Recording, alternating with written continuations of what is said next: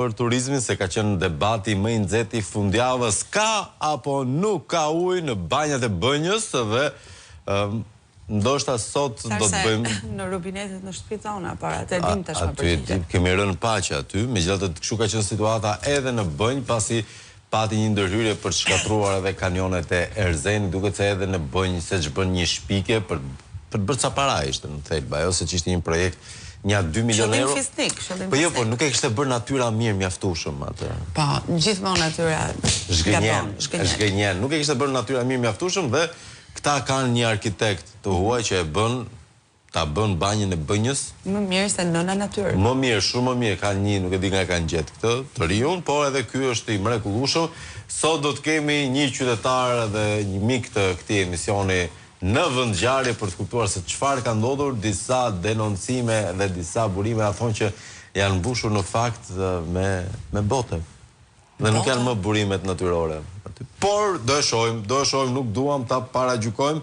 Miq të dashur, do të kemi mundësi për ta diskutuar dhe atë, dua të mirëpres telefonatat dhe mesazhet tuaja në lidhje me temën çfarë po arrin protesta, këtë po përpiqemi të kuptojmë në këto çaste.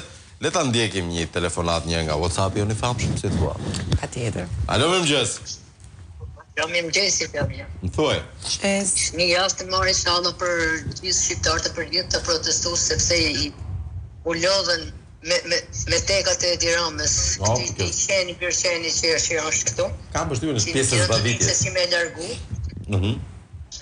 Po, ky kujton se po ja hedh hyjësive shqiptarëve që thotë që janë shitë me fjalë që i kanë marrë lek për dikujt, ose i ka shtyr dikush, ato i ka shtyr vetëm puna vetë njerëzit vetë që kanë për fëmijët, për familjen. Po jo, dikush i ka shtyr ata. Ja. Dikush i ka shtyr. Ta them unë kush i ka shtyr. Edi Rama, kush i ka shtyr? Po Edi Rama pra. Qeverisë aq mirë sa të bën dalësh në shesh. Edi Rama ka bërë edhe je. Qeverisë aq mirë sa të bën dalësh në rrugë kundër ty. Aty më rreth, tash i po këto falënderit. Nuk e val, tani nuk e dëgjojmë këtë pjesë do të telefonatës. Kodor me gjithë këto. Masane kush i tën për shemb ose kush i bleu fermerët. Bujqit, njënën tjetër. Kërkush po kanë halle probleme. Njerëzit që kanë dalë në rruga atje. Se sa kam shit 90 kërë lopsa buriboksa tjeta. Se s'kam kujshe mata, sepse s'qumshti s'merët. Gjanë s'ka, njëna tjetra. Pra, kush është i shty? Ta di shty vetëm jetesa jonë që si në të zot me jetu me këtë shtetë. Okej, faleminderit zonjë. Tash mos ta lam kur i herë për pa dal deri në momentin e punit. Inshallah don zoti me haskun rrugë dhe me marsvar sugur e kena mend marr. E qartë, dakor zonjë, faleminderit, e përshëndesim zonjën, ndërkohë do të përcjellet disa mesazhe. Përshëndetje Flavio, pse protestuesit dorëheqin nga kërkojnë Ramës si me të lutur, si me të qartë dhe konkretisht Rama jepe. Nuk e di. Ka qenë e njohur në Tiranë shpreha si Kala Rigjiu, çik raciste kjo. Ky prandaj ka bërë Tiranën dhe gjithë Shqipërinë si ashtu, pa asnjë kriter, por copa eksperimentesh. Edhe ka surrat justifikohet Maskaraj, që nga koha e Rasputinit ky është më i papari. Që nga koha e Rasputinit? Jo, më kemi parë. Rasputinit. Përshëndetje Syri, Edi Rama me atlete, ke bërë lloj marifete, po tani nuk e nga vete, popullit të kapi, nuk e them dot fjalën e fundit. Na ka frymzuar gjithë. Por bën merim. Mirëmëngjes, Ramoviçi do e bëj si Vučići, do e jap dorëheqjen, por do rri dhe 2 javë. Sa për temën, është fundi i Ramoviçit. Ju përshëndes. E ka njoftuar dorëheqjen e tij presidenti i Serbisë Aleksandar Vučić ose shoku i ngushtë i Ramës. Dhe është pak e çuditshme kjo dorëheqje. Është shumë e çuditshme dhe miqësia, se mendova i referohesh asaj. Jo, perverse, por jo e çuditshme. Perverse, e shëmtuar, e çuditshme, por është çfarë është? Ja shok. Janë ideologjikisht shok, kanë interesa të bashkëta. Në fakt kanë goxha. Shok kanë qenë dhe paraardhësit e tyre respektiv me njëri tjetrin. Shok kanë qenë dhe paraardhësit e paraardhësve. Me siguri. Uroj të jenë miq edhe në këto deklarata që po dëgjonin së fundi prej Aleksandar Vučić. Në fakt ai kishte njoftuar më herët që në datë 27 qershor do të bëjë një mbledhje shumë e madhe, një anti-miting në fakt përballë protestave që kanë shumë muaj që kanë nisur që për ngjarjes së famshme të Novi Sadit, por ai shpjegoi tani më se do ta jap dorëheqjen në fund, por kemi nevojë edhe të prezantojmë pak programin e ri politik, sloganet e reja. Do ta marrë ndoshta shpreson që të rikonsiderohet. Shpreson ashtu si njëri që të ketë dhe pakon në pushtet, megjithatë duket se situata nuk është aq e favorshme. Vazhdojmë një telefonat tjetër, një ta dëgjojmë një opinion. Alo, mirëmëngjes. Mirëmëngjes, përshëndetje. Më thuaj. Ju uroj për emisionin. Faleminderit. Në lidhje me temën, protesta është rrugë të mëdha, është duhur e domosdoshme, po kush më nxjerr fritën mu, se mos përsëritet 17 janarit, ka 17 maj. Okej. Se shumë i madh, shumë i gjerë 17 maj, është plot me ngjarje. Po. Se në 17 maj zotëri, janë 10 ditë në majtë në shatër luli. Po. E kuptova për që po thua, po fatmirësisht plan nuk e kanë akoma një lul.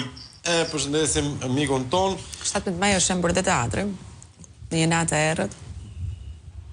Të gjithë e dim që nuk është data më e famshme e 17 maj, por nuk merrem me atë punë, shaka, ndërkohë vazhdojmë të tjera mesazhe. Mirëmëngjes, me natyrën që ka ai, dhe një epitet, nuk ka për të larguar kurrë nga pushteti çdo. Nuk ka shanse më ta mbaj. Kjo është drama e atij. Mirëmëngjes, ai Fetorino me qeleshe po përçan protestë. Drejtori demokratëve me thirrjen mos ta provokoni, kujdes demokratët janë më shumë se gjysma e protestuesve. Kam përshtypjen se është e nevojshme të tejkalojmë këtë gjëra dhe mos harrohet një qëllim i përbashkët. Një telefonat nga Italia, situata më presim. Po pse jo? E mirë presim. Alo, mirëmëngjes. Mirëmëngjes. Më thoni. Sa për atë, për mendimin tim, Po, kjo protest për shashje konë kërkesat e për thirrjesh bojnë nuk kam arrit kurrë. Pse? Që ka isha në Torino në protest, edhe më të parë të thirrje bëshin Roman Burg, Berisha në Burg. Për shkide ka Berisha ku është në opozit, edhe është e para protestë në botë që kërkohet opozita që protestohet kundër opozitës. Atë mënyrë agresive kanë gjetë për të shprehur revoltën ndaj klasës politike. Nuk është ashtu ajo. Nuk ka protesta ajo. Tash ja do me heqë Romën, do me heqë edhe opozitën e të dalin vetëm ditë. Sigurisht. Të shkojnë prapë me një qeveri, me një parti. Qëndron si shqetësim. Pa opozit, veni nuk është përpara. Okej. Patjetër. Jeta vërtet apo jo? Sigurisht. Pra, asa unë kam një gjitha protestat, por gjithnjë më pak janë dështuar. Kjo s'është lajm i mirë nëse është e vërtet. Atë është unë kam pa, nuk është e mirë se aty ka demokrat, aty ka socialista. Ti kërkon të ndërzuar Romën. Kot tani. Jo opozitën. Po abstragoj tani. Po mund të shtohen demokratët për shembull. Mund të shtohen demokratët, mund të shtohen dhe qytetarët. Po kur shtohet Roman Burg, Berisha në Burg, e krahason Berishën që është 13 vjet, është 13 vjet. Është 13 vjet. E kuptova. Po. Çlirë ka. Është njësoj se më të thonë Roman Burg, edhe unë kol shuhem në Burg. Kola, kam përshtypjen se ka një problem tjetër më shumë se politika aty, që është individualiteti. Tash nëse do biesh dakord që për herë të parë në historinë e Shqipërisë në një shesh do bëhen të gjithë spektrat ideologjike bashkë për një qëllim, do tolerosh edhe ca gjëra të çuditshme. Edhe nuk besoj se është një kosto. Mendimi jam, Po mirë, kuptoj, është mendimi jot dhe mendimi i shumë demokratëve, shumë qendrëstarëve, shumë njerëzve që kanë protestuar për 13 vite, por do bësh një kompromis politik që të arrish një rezultat të caktuar, të pamenduar deri para pak muajsh, deri para pak javësh. Jam dakord me kjo protestë e mirë është, e mirë e bukur. Një protestë e mirë është protesta e pensionistëve, protesta e gjithë shqiptarëve është më shumë se e mirë. Po bësh thirrje në se unë nuk kam thonë me agent protestë. Na të largoj me Romën, Berisha e ke menduar na nizinomin botën e shtet. E drejt, faleminderit. E përshëndesim Kolën dhe do të vazhdojmë me tjera mesazhe. Të tregoj diçka Flavio më shumë se të ma tregosh të vërtetoj pse kjo protestë është edhe e bukur, se në fakt një nga gjërat më interesante që ka ndodhur është se kjo gjenerat e re, të paktën që ka qenë gjenerata Z, në numër shumë të madh pjesëmarrës gjatë këtij një muaji protestë, gjatë 30 ditëve, ka mundur që ti përgjigjes kryeministrit me atë që ai ditë bëj më mirë. Duke godisur propagandën me algoritëm, ka shpalosur algoritmin dhe kësaj here ka vendosur që të realizojë një instalacion në muret e kryeministrisë. Ata kanë shkuar të gjitha pakënaqësitë e tyre në muret e godinës, po renditën këtu 10 skandale. Nëse ke dëshirë, mund të rikujtoj për gjithë. I njohim ne si skandale? Po kam përshtypjen se po. Jo vetëm i njohim, ne kemi jetuar, kemi përjetuar. Për shembull, mos kemi denoncuar ne. Çështja Toyota Yaris. Taulant Balla 2013. Taulant Bego Yaris do të thuash. Kështu ka qenë pseudonimi i tij. Taulant Bego Yaris. Skandali i serverit të datimeve në 2014. Skandali pedofilis në zyrat e Partisë Socialiste në Sarand më 2014. Kisha harruar. E preferuari? Ka qenë ai sekretari Koço Kugdimës i degë. Ma vërtet, po. Koncensioni sterilizimit në vitin 2015. Koncensioni check-up në shëndetësi, po në 2015, arrestimi deputetit Mark Froku, 2015, dosja 184 në Dibër. Kjo që për vendimin tim ka qenë një ndër ngjarjet më të tmerrshme, më të trishta, vrasja e Ardit Gjoklajt në Sharr në vitin 2016, Bashkia Tiranë.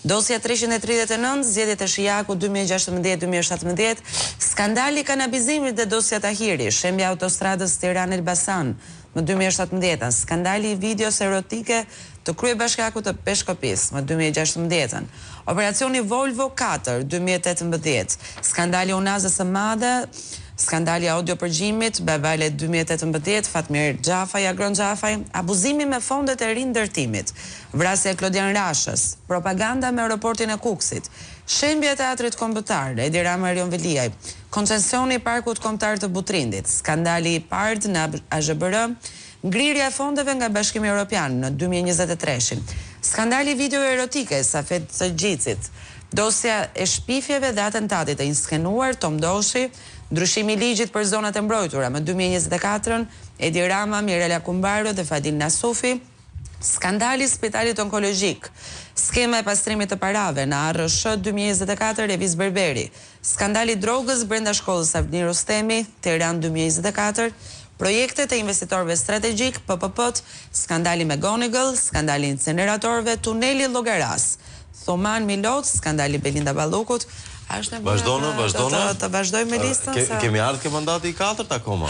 Te mandati i 4, thjesht së fundmi. Dakor, ndërkohë do të shohim pak ca përpjekje të dëshpëruara dhe të neveritshme për ta mbrojtur kryeministrin, sidomos Delinën. Se këto që nuk din as të mbrojnë, sikur të prishin punë më shumë epçik. Delina Ibrahimaj, të lutem, viti numër 4. Të cilët kanë zgjedhur Partinë Socialiste, kanë votuar për Partinë Socialiste dhe për Edi Ramën për drejtimin e vendit dhe ne i detyrohemi të gjithë atyre qytetarëve që të përmbushem gjithë detyrat që ne kemi në drejtim të procesit të integrimit evropian, që është një proces historik për të ardhmen e Shqipërisë dhe të shqiptarëve. Deshu binda. Për pak. Megjithatë, përdesja e ka pasur në fokusin e gjithë karrierës vet politike, duket se gratë beqare po i qëndrojnë në krah kryeministrit në këto orë të vështira. Shoqata e beqaresha shoqata e beqareshave me agresivitet po e mbron kryeministrin dhe është një rastësi. Qelloj. Është rastësi patjetër. Mirë, pas Delinës kam shoqatën e grave pastruese beqare në diasporë. Flavio.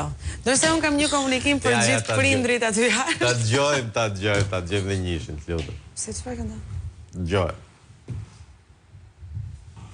Jemi shumë të shqetësuar që përdoret emri diasporës nga një protestë që nisin në kundër investimeve të huaja në Shqipëri. Ndërsa tani po përdoret për hesapet e shërbimeve dhe vendeve të tjera përmes Shqipërisë. E tha vetë ai, organizatori i protestës. Kemi mes nesh grupe destruktive nga Serbia dhe Greqia, që nuk ja duan të mirën Shqipërisë. Ne, diaspora shqiptare, e shohim ndryshimin e madh të Shqipërisë sa herë vijnë. Se duhet të kundërshtojmë me investimet e huaja. Po sikur këto vende ku ne jemi mos na lënë të investojmë, i bëjmë thirrje vëllezërve të Kosovës, mos punoni për Serbinë. Cilësore. Kam dhe një video tjetër. Janë ish prostitutat e mrapa 15 kaçit. Do kursej, madam. Okej, nuk do e shohim. Dakor, nuk do e japim se jemi të çunat mirë. Megjithatë, kryeministri, siç e ka për zakon, u tërhoqë edhe nga ofendimi që i bëri shqiptarëve para se me sa duket po krijon ca tollovi të vogla, por e ka mohuar na këtë thënë fuck off të gjithëve. Vërtet? Po, ja. Ta këtë mohuar. Nëntën, thotem. Duket e pabesueshme, është vërtet. Nga ta ndjekim.